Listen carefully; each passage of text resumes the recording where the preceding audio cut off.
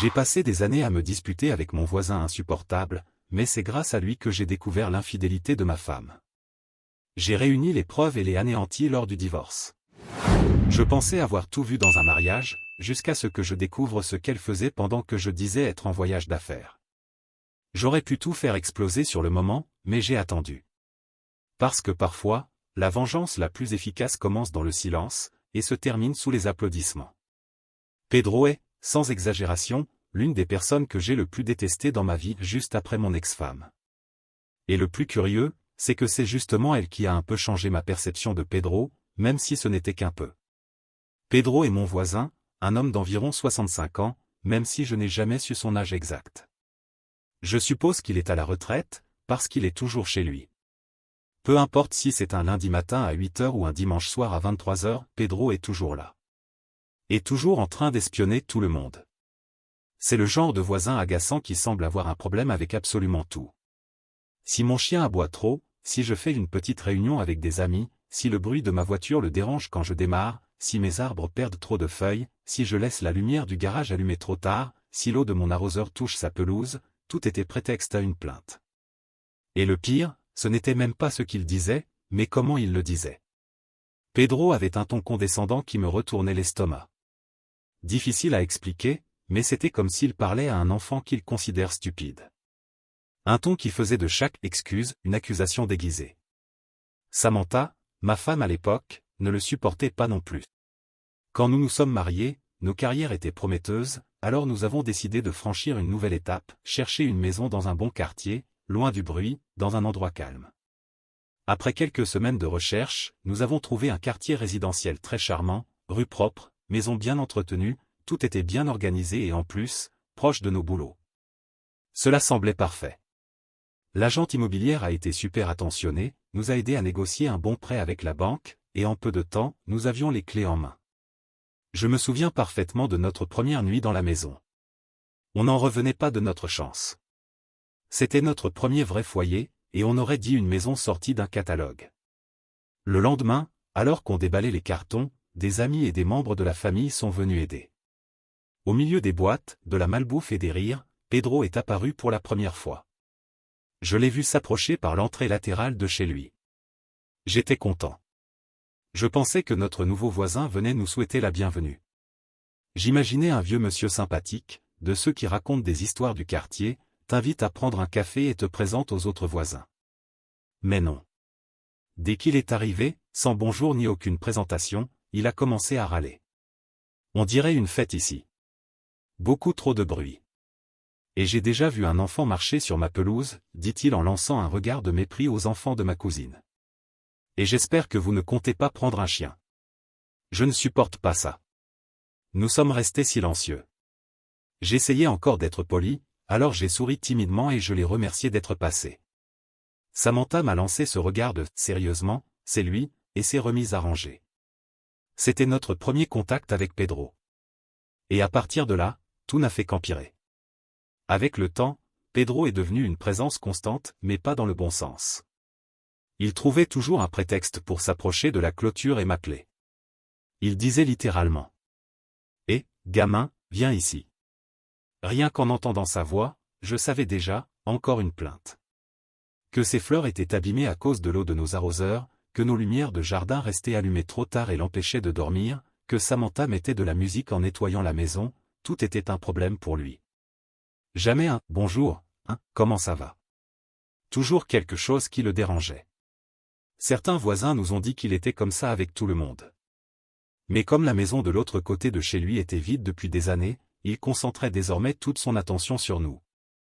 Fatiguée de son comportement, Samantha a eu une idée. Là où nous habitions, il y avait une petite association de quartier. Rien de très officiel, mais elle servait à organiser les choses de base, comme l'entretien du parc, par exemple.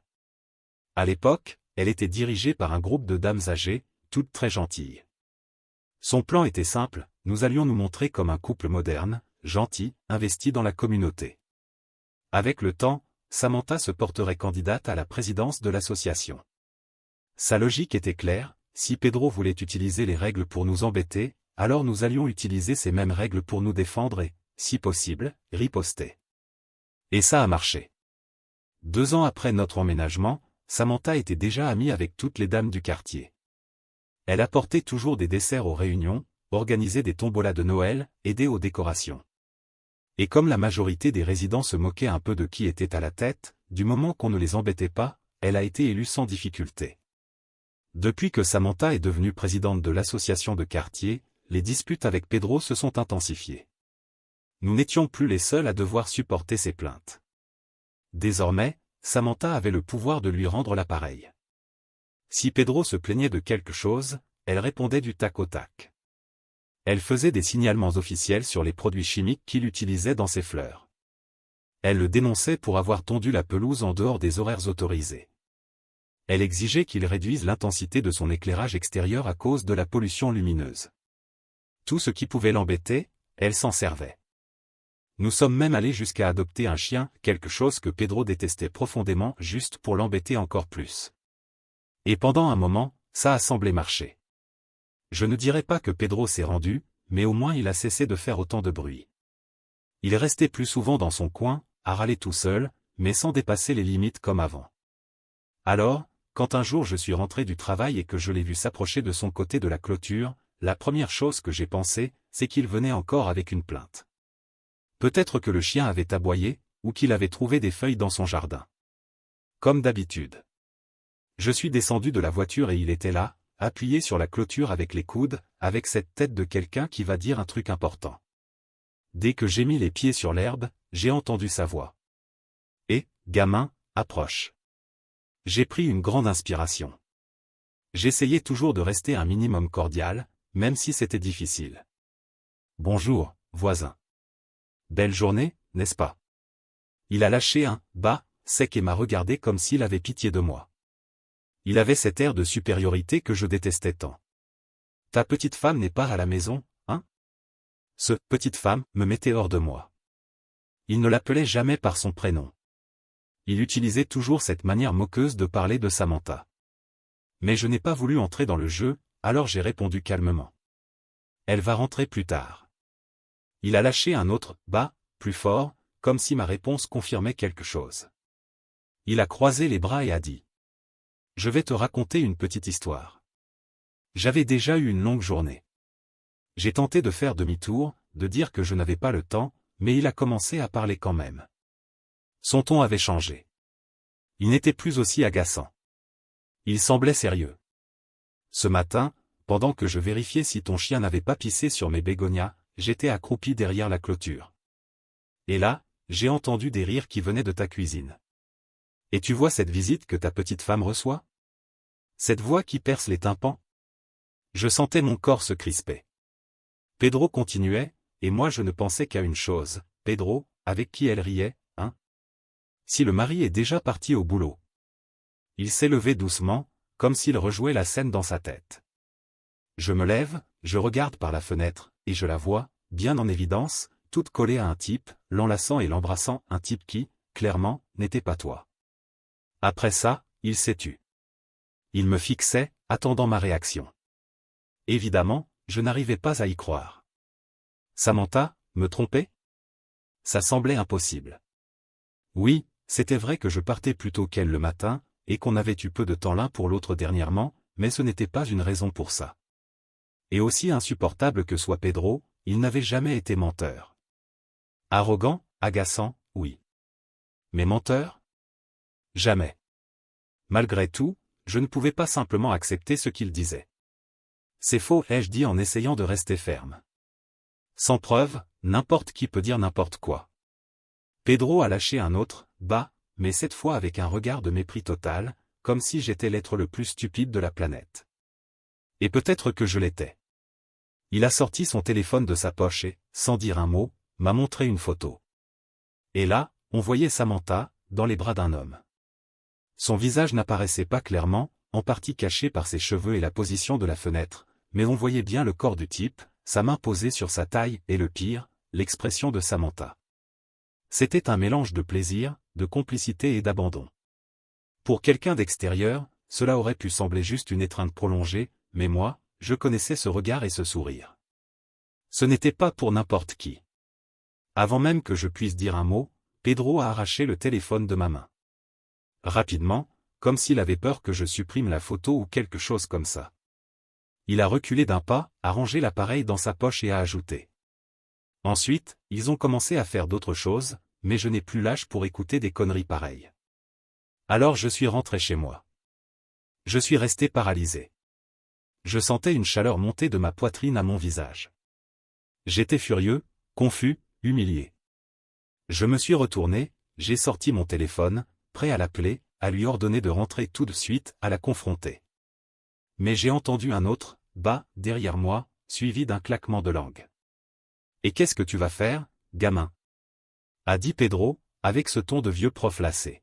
« Tu vas l'appeler ? Tu vas lui dire que tu sais, pour lui laisser le temps de se préparer, de se faire passer pour la victime, de pleurer, de dire que t'es fou ? C'est ça que tu vas faire ?» Je me suis retourné pour le regarder en face. Il avait les bras croisés et, même si le sang me bouillonnait dans les veines, je savais qu'il avait raison. J'étais sur le point de tout gâcher, d'agir sur un coup de tête. Je ne savais pas quoi faire. J'avais besoin de réponses, de la vérité. Et aussi dur que ce soit à admettre, j'ai eu de la chance que Samantha ne soit pas là à ce moment-là, parce que si je l'avais eu en face de moi avec toute cette rage, je ne sais pas comment ce face-à-face se serait terminé. Et ça, plus tard, aurait pu jouer contre moi dans le divorce. Pedro m'a appelé de nouveau depuis la clôture, cette fois d'un ton plus neutre. « Viens là, écoute un vieux qui a appris avec l'expérience. » Je me suis approché. J'étais confus, mais j'avais aussi besoin de conseils, même si c'était douloureux de les recevoir de lui. D'abord, les bases, dit-il. La maison est au nom de qui? J'ai mis quelques secondes à répondre. Des deux. On l'a achetée ensemble. On paie encore l'hypothèque. Pedro a claqué la langue, visiblement déçu. Ça complique tout. Mais bon, heureusement que l'État a adopté il y a quelques années une loi sur l'infidélité. Alors, si tu fais les choses correctement, tu peux en tirer profit. Tout n'est pas perdu, dit-il en lâchant un petit rire sec, presque moqueur. Je l'ai regardé sans savoir quoi dire. Il a poursuivi. Tu as besoin de preuves. Des preuves solides, claires, quelque chose que tu puisses utiliser devant un tribunal. Ensuite, il te faut un bon avocat. Et je ne parle pas de ces gamins fraîchement diplômés qui se prennent pour des génies mais ne savent même pas s'essuyer les fesses tout seuls. Il a marqué une pause et, à ma grande surprise, a ajouté. Je vais te présenter le mien. Je l'ai engagé quand j'ai divorcé de ma deuxième femme. Une vipère, tout comme la tienne. Cela dit, il s'est tourné et a commencé à marcher vers sa maison. Suis-moi. Il commence à faire frais. Je suis entré chez lui sans vraiment savoir à quoi m'attendre. On s'est installé dans la salle à manger, et même si c'était difficile d'accepter son aide, on a fini par mettre en place un plan plutôt surprenant, venant d'un vieux bonhomme. C'était simple. Je devais laisser le champ libre à Samantha. Je lui dirais que je devais partir en déplacement ce week-end. Pedro, pendant ce temps, surveillerait et prendrait des photos ou filmerait dès que le type reviendrait à la maison. J'ai proposé de prendre quelques jours de congé, de louer un hôtel à proximité et d'attendre là-bas. « Et tu comptes faire quoi à l'hôtel » m'a-t-il interrompu avec son ton de mépris habituel. « Tu vas rester planqué ici, chez moi. Tu ne crois pas quand même que je vais tout faire, non ?» Pedro était difficile à gérer, c'était évident. Mais je ne pouvais pas nier qu'il était efficace. Quand j'ai dit que j'allais trouver une caméra avec un bon zoom, il s'est remis à se moquer. « Prends un drone. » Je suis resté bouche bée. « Tu sais ce que c'est, un drone ?» Non, a-t-il répondu, sarcastique. Comme ça, tu filmes sous plusieurs angles sans avoir besoin d'être collé à eux. Et si quelqu'un demande, je dirais que je filme mon jardin pour envoyer des vidéos à mes petits-enfants, ces ingrats qui ne viennent jamais me voir. Je ne savais pas quoi répondre.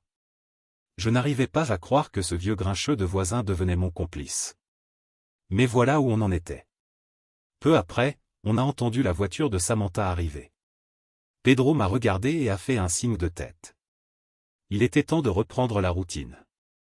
Je suis sorti de chez lui et je me suis approché. Samantha descendait déjà de la voiture et, dès qu'elle m'a vu sortir de chez le voisin, elle s'est mise immédiatement sur la défensive. Qu'est-ce qu'il voulait encore, ce vieux? Il se plaint de quoi maintenant? J'ai pris une grande inspiration. Rien. Il avait juste besoin d'aide pour changer quelques ampoules. Tu sais, il est vieux, il peut plus faire grand-chose tout seul. La réponse a semblé lui suffire. Ou, du moins, elle n'a pas voulu insister. Ce soir-là, j'ai été bien plus attentif à son comportement. J'ai dû me mordre la langue plusieurs fois. J'avais une envie folle de dire quelque chose de cinglant, de lui demander avec qui elle s'était amusée ce matin-là. Mais j'ai tenu bon. La seule chose que j'ai dite, sur un ton détaché, c'est que je devrais partir en voyage d'affaires vendredi. Une réunion de dernière minute, hors de l'état. Je rentrerai dimanche soir. Je pensais qu'elle allait poser des questions, demander des détails, protester parce que je la prévenais à la dernière minute. Mais non. Elle a simplement acquiescé, dit « OK » et a continué à regarder son téléphone. Quelques minutes plus tard, elle a commencé à taper quelque chose en souriant franchement. Le lendemain matin, j'ai mis quelques vêtements dans un sac à dos et je suis parti tôt. J'ai appelé ma chef pour lui dire que j'avais une urgence familiale, rien de grave, mais que j'aurais besoin de la journée. Ensuite, je suis allé garer ma voiture dans un parking couvert pour le week-end, pour que personne ne la voie près de la maison. Puis je suis allé acheter le fameux drone. Il m'a coûté une fortune, mais chaque centime en a valu la peine. Juste au moment où je finissais de payer, j'ai reçu un message de Pedro. « Ta petite femme est déjà sortie. » J'ai pris un taxi jusqu'à chez lui. M'installer dans l'une des chambres a été plus facile que je ne l'imaginais. Après tout, ce n'était que pour quelques jours, et le vieux avait de la place en trop. Mais je ne m'attendais pas à ce qui allait suivre. À peine avais-je posé mon sac et m'étais assis sur le lit que Pedro est entré et m'a demandé de l'argent. Comme ça, cash. Je l'ai regardé, surpris et confus, et voyant mon expression, il a lancé. « Quoi? Tu comptes aussi manger ma bouffe? File-moi du fric et dis-moi ce que tu veux que je ramène. Je suis pas ta mère. » Cet après-midi-là, on a passé notre temps à tester le drone. Je l'ai connecté à mon téléphone via l'application et j'ai commencé à m'exercer à le piloter depuis l'intérieur de la maison. On a fait quelques vols dans le jardin. J'ai filmé quelques séquences, pris des photos, et tout semblait parfaitement fonctionner. Pedro m'a même demandé d'en profiter pour filmer ses foutues fleurs. Son attitude n'a pas changé d'un pouce. Toujours aussi autoritaire, râleur et insupportable. Mais j'étais chez lui et j'avais besoin d'aide, alors je me contentais d'obéir.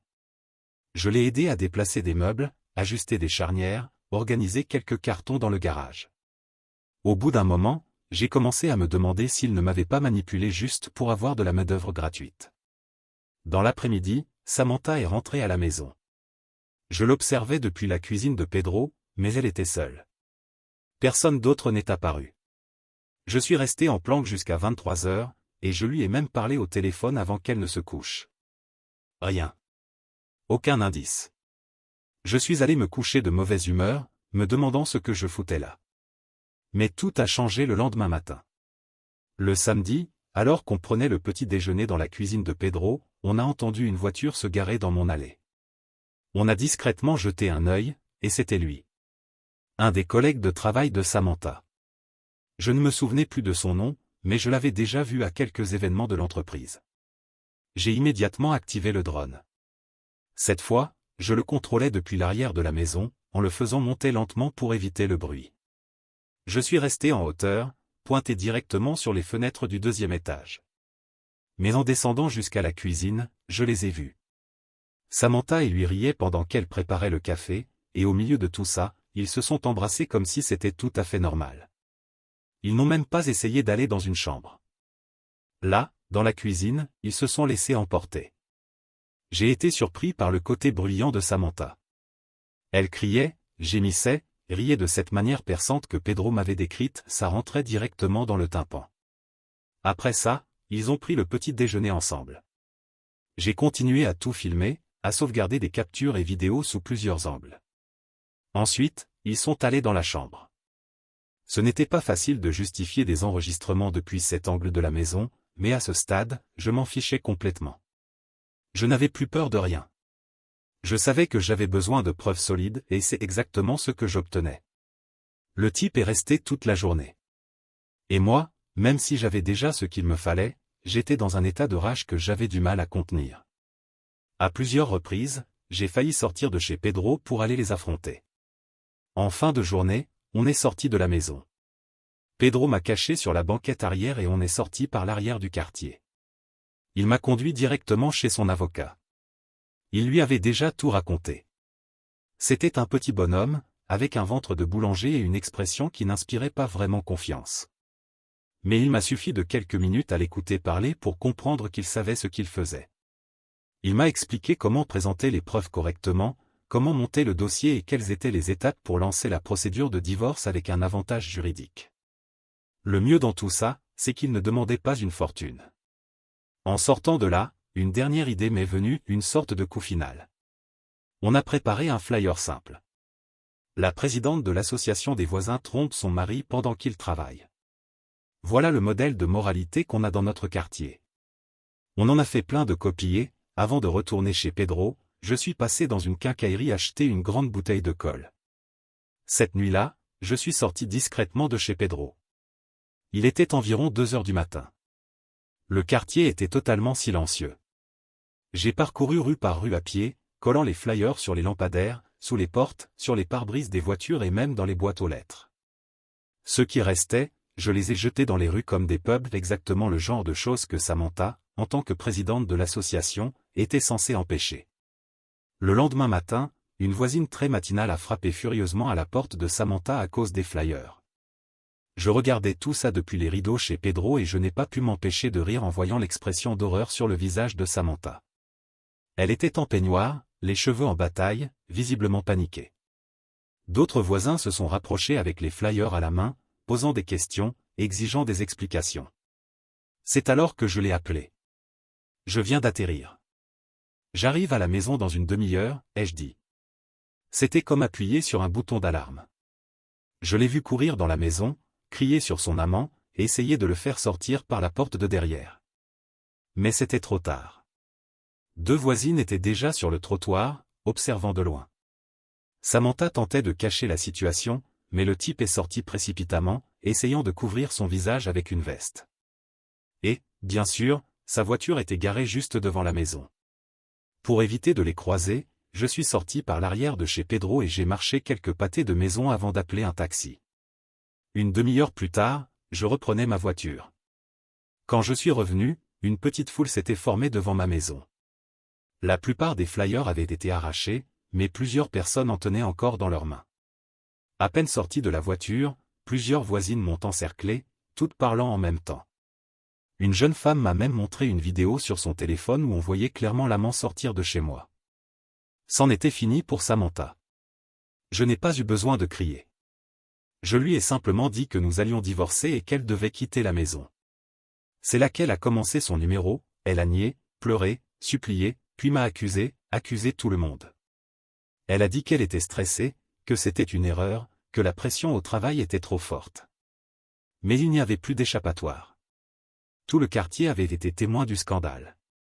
En plus, j'ai envoyé des copies de la vidéo ainsi qu'un résumé de l'affaire au service des ressources humaines de son entreprise. J'ai demandé qu'ils évaluent la situation selon le code de conduite de l'organisation. Lors de l'audience de divorce, mon avocat a fait un travail impeccable. Samantha a tout perdu, sa réputation, son poste de présidente de l'association de quartier et son droit à la maison. Comme l'infidélité avait été prouvée par des preuves irréfutables, le juge a statué en ma faveur. Une semaine après la signature de l'accord, je suis allé chez Pedro avec une bonne bouteille de vin. Je la lui ai tendue avec un sourire sincère et je lui ai dit « Merci ». Pedro a regardé l'étiquette, a tenu la bouteille à 2 mains et, pour la première fois depuis que je le connaissais, il a souri. Puis, sans dire un mot, il m'a fermé la porte au nez et est retourné à l'intérieur. Et voilà où nous en sommes aujourd'hui. Je vis toujours dans la maison. Mon chien est resté avec moi, et Pedro continue de se plaindre qu'il aboie trop, qu'il fait pipi sur ses bégonias et que ma voiture fait trop de bruit quand je la démarre. Commentaire Monsieur Reddit.